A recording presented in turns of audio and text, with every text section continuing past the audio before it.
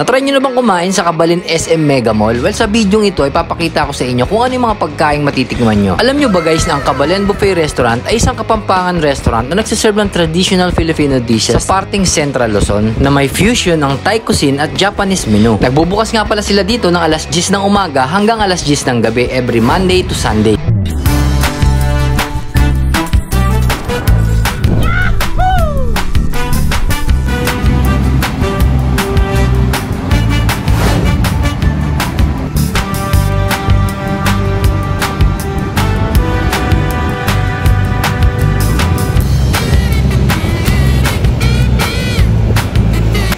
Isa na naman pong authentic Kapampangan dishes dito sa Kabalin ang future natin ngayon sa vlog natin ito. So guys, kung mahilig kayo sa mga putahing ganito, para sa inyo yung video ito. So guys, itutur ko kayo dito sa loob at papakita ko sa inyo yung mga putahing ino-offer nila. Sasabihin ko na rin sa inyo kung ano yung mga informative videos na kailangan nyo malaman.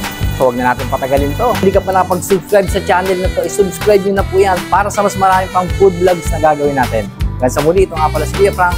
Let's go! At para naman sa ating buffet rates, every weekdays from Monday to Thursday is 598 pesos. At during weekends naman, from Friday to Sunday is 628 pesos. Meron din sila ditong birthday promo na 1+1. Ibig sabihin, libre na po kayo on the day of your birthday basta may kasama lang kayong isang full paying guest. Kung hindi nyo naman na-avail ito during your birthday, pasok pa rin kayo sa 5+1 promo. Ibig sabihin, on your birth month, magsama lang po kayo ng 5 full paying guests at libre na po kayo. Discounted din po ng 20% ang mga senior citizen at PWD. Alam nyo ba guys na ang Kabalin Buffet Restaurant ay isang Kapampangan restaurant na nagsaserve ng traditional Filipino dishes sa parting Central Luzon na may fusion ng Thai cuisine at Japanese menu. Ganun ba man, halos karamihan naman sa mga putahe nila ay puro Kapampangan dishes. Napakadami na din nilang mga branches all over Metro Manila at karamihan dito ay matatagpuan nyo sa mga malls gaya ng SM. At para sa inyong kaalaman, ito ay pagmamayari ng negosyanteng si Miss Maritel Nievera na hanggang ngayon ay namamayagpag pa din sa larangan ng restaurant industry. Meron din silang branches na nasa Cebu at nag-iisang pwesto sa United States. Ang Kabalin ay hango sa salitang fellow Kapampangan na napakadaling tandaan. Kaya naman ito ang mami ng dumami. Noong 2010 naman, muli nilang dinagdagan ang kanilang menu at pinasok ang Asian buffet sa kanilang mga pilot branches gaya ng Glorieta, Trinoma at SM Mall of Asia. Nakainan na din ito ng mga sikat na personalidad gaya ni former President Gloria Macapagal Arroyo, Joseph Estrada, Pilo Lacson, Sharon Cuneta at marami pang iba. Kilalang kilala nga talaga ang buffet restaurant na to dahil ultimo yung Malacanang Palace ay naging suki na din nila. At ito na nga, talaga nga namang ginagalingan nila dahil ang dami na talaga nilang mga putahe. Simula appetizer, main course hanggang sa mga dessert. O diba? Complete meals talaga. At pagdating naman sa ambience ng dining area, siguradong hindi din sila pahuhuli. Well decorated ang dining area at siguradong hindi kayo mapapahiya sa inyong mga bisita. At pagdating naman sa seating capacity, sa tingin ko nasa mahigit 100 ang pwedeng maupo. At meron din sila ditong function room para sa kahit anong mga event. At speaking of event, kung kayo po ay magpapabook, mas maganda kung 3 days before ninyo ito itawag bago ang araw ng celebration at ang rate per head ay nakadepende po sa araw kung kailan ito gaganapin. Kung may bata naman kayong kasama, 4 feet below is half the price po ng adult or 299